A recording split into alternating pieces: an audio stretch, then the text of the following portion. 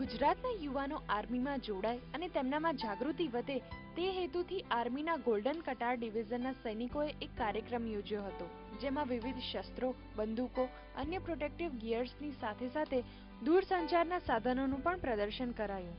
આ કાર્યક્રમમાં ગોરખાઓના ખુખરી ડાન્સ ઉપરાંત મરાઠાઓનું નૃત્ય તેમજ પાઇપર્સના મ્યુઝિકે લોકોને આકર્ષિત કર્યા હતા. આ પ્રસંગે ગોલ્ડન કટાર ડિવિઝનના જનરલ ઓફિસર કમાન્ડિંગે વધુ યુવાનો આર્મીમાં જોડાય તેવી ઈચ્છા દાખવી.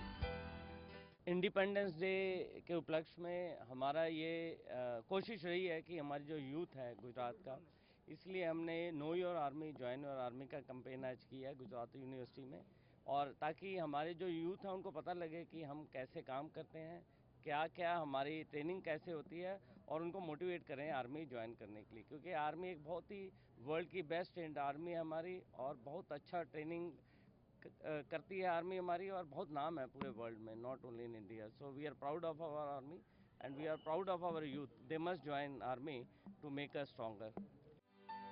આર્મીના આ પ્રદર્શનને જોવા ગુજરાત યુનિવર્સિટી અને અન્ય સંલગ્ન કોલેજોના આશરે 8000 જેટલા વિદ્યાર્થીઓ હાજર રહ્યા હતા. વિદ્યાર્થીઓમાં અવેરનેસ વધે તે માટે આ પ્રકારના કાર્યક્રમો ખૂબ જરૂરી હોવાનું ગુજરાત યુનિવર્સિટીના કુલપતિએ માન્યું હતું. તો વિદ્યાર્થીઓ માટે જ આયોજિત આ પ્રદર્શનને લઈને વિદ્યાર્થીઓમાં ભારે ઉત્સાહ જોવા મળ્યો. પછી હું માનું છું કે ચોક્કસપણે જે આપણે હમણાં પ્રશ્ન પૂછ્યો કે ગુજરાતમાં એક પ્રકારનું આર્મીમાં જવાનું ઘણું પ્રમાણ ઓછું છે, એ વાતને હું પણ સ્વીકારું છું.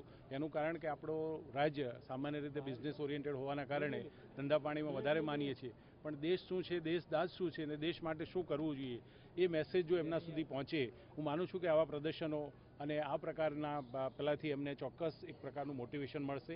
આ બધા અંદર જે શસ્ત્રો આપણે ટીવી પર અથવા ના જોયા હોય એ અહીંયા અંદર એક્ઝિબિશનમાં બધા જોઈ લીધા, અને બધા એમના નવી જે ટેકનિકો છે બધી ટેકનિકો જોઈ, ફરીને અંદર ટેન્કમાં કેવું હોય, અર્થિંગ વ્યવસ્થા, અને અંદર જે બોમ્બની આખી રેડિયો રડાર એ ટાઈપનું બધું અંદર જોઈ લીધું. સારું ફીલ થાય છે.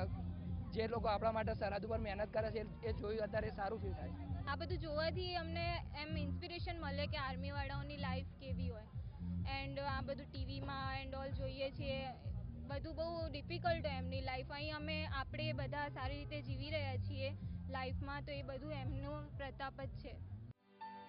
ભારતીય સશસ્ત્ર સેનાઓમાં ગુજરાતમાંથી જનારા યુવાનોની સંખ્યા ઓછી છે, ત્યારે આર્મીનો પ્રયાસ છે કે આશરે 60% વધુ યુવાન વર્કફોર્સ ધરાવનારા દેશમાં દરેક રાજ્યમાંથી યુવાનો આર્મીમાં જોડાય અને દેશની સેવાનો લાભો લે. ત્યારે એકલ દોકલ પ્રયાસોના બદલે સમયાંતરે આ પ્રકારના કેમ્પ યોજાય તે જરૂરી છે. હરીશ શર્મા સાથે તેજસ મહેતા, VTV, અમદાવાદ.